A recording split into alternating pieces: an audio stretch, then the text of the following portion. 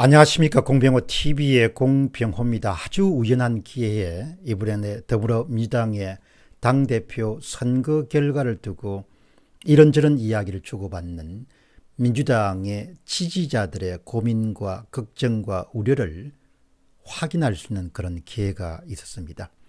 여러분이 잘 아시다시피 이번 민주당의 경선 과정에서는 아주 아슬아슬하게 비친문에 속하는 송영길 당대표가 당선이 됐습니다.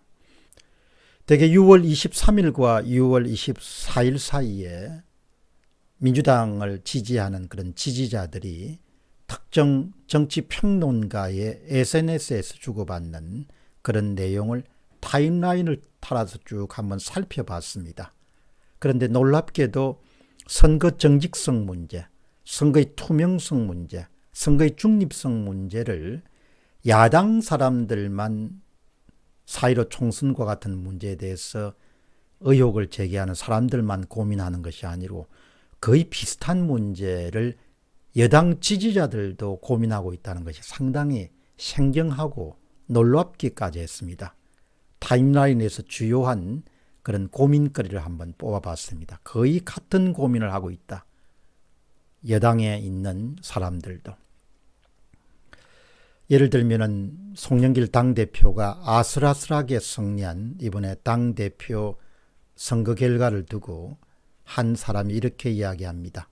이쯤 되면은 당심과 민심 모두와 괴리되는 일반 당원 여론조사를 깊이 조사해 봐야 된다고 봅니다. 그러니까 저도 이번에 이제 처음으로 좀 자세하게 더불어민주당의 당대표 선거 결과를 보니까 유난히 일반 당원 여론조사에서 송영길 당대표가 아주 8% 이상으로 우세를 유지하면서 결국은 이번에 승리하게 됩니다. 그러니까 일반 당원 여론조사 때문에 결국 송영길 당대표가 당선됐다 이렇게 볼 수 있겠습니다.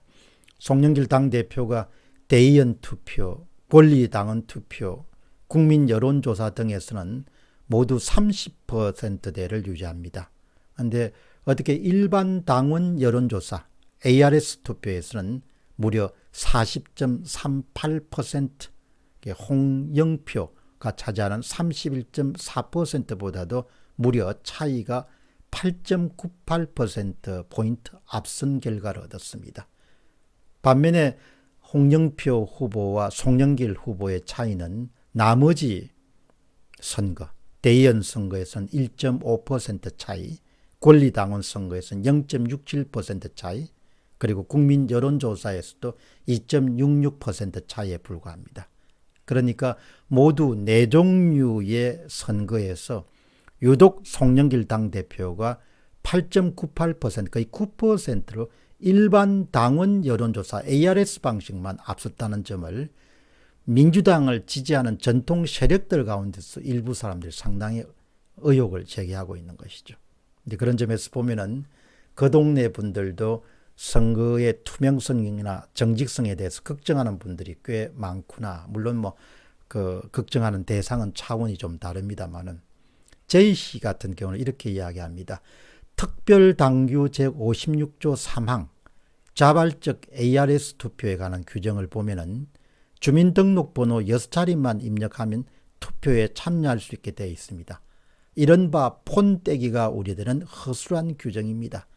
폰떼기란 용어, 차떼기, 박스떼기, 폰떼기가 우려되는 허술한 규정입니다. 민주당은 대선 경선 이전에 자발적 ARS 투표에 관한 본인 인정 절차를 강화하기 바랍니다. 박스떼기도 했는데 폰떼기는 안 하겠습니까?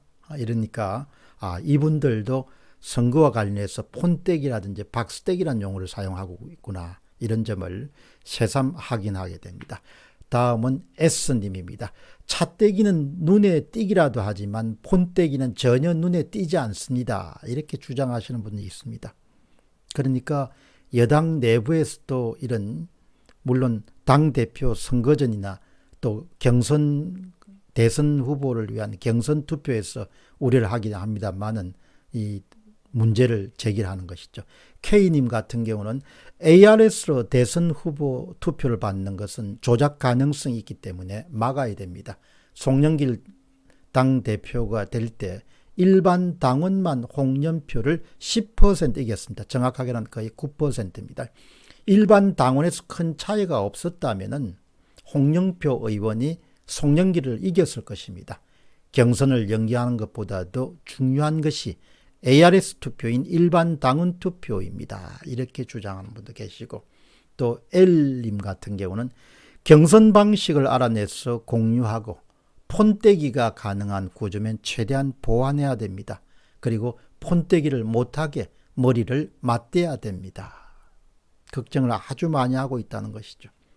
뭔가 온라인 투표에서 궁금함이라든지 의심이라든지 의혹을 가지신 분들이 여권 지지자층에서도 제법 된다는 겁니다.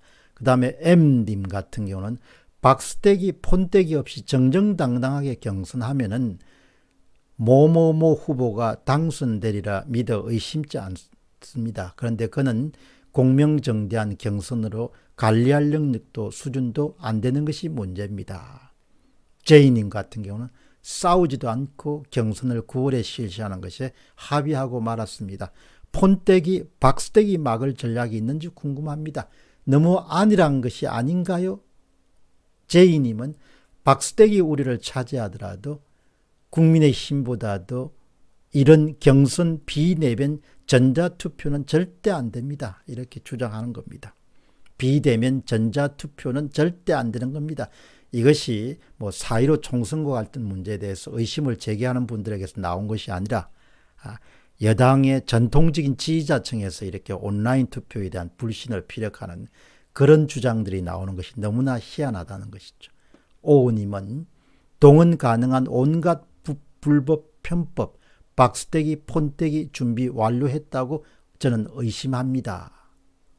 K님은 모 씨는 아마 지난 대선 끝나자마자 박스떼기 선거인단 준비했을 겁니다.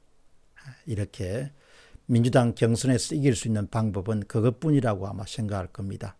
다른 캠프에서 공정성 확보를 위해서 엄청나게 신경을 써야 될 것입니다. 자, 이런 걸 보면은 정말 저는 지금까지 이 야당을 지지하는 사람들, 또 그 가운데서도 특히 그 총선의 그런 선거 정직성 문제에 대해서 깊은 관심을 가진 그런 분들만 이런 온라인 투표의 정직성 문제에 대해서 의심을 갖고 있다, 이런 생각을 가졌습니다만은 사실 여당에서 아주 활발하게 정치 평론을 담당하시는 그 L씨의 트위터를 방문해서 6월 23일부터 26일 사이를 쭉 이렇게 확인하는 과정에서 어쩌면은 꼭 이렇게 당대표 경선이라든지 앞으로 있을 9월 달에 대선 경선 후보를 선택하는 과정에 대해서 비대면 온라인 투표에 대해서 이렇게 걱정들이 많구나.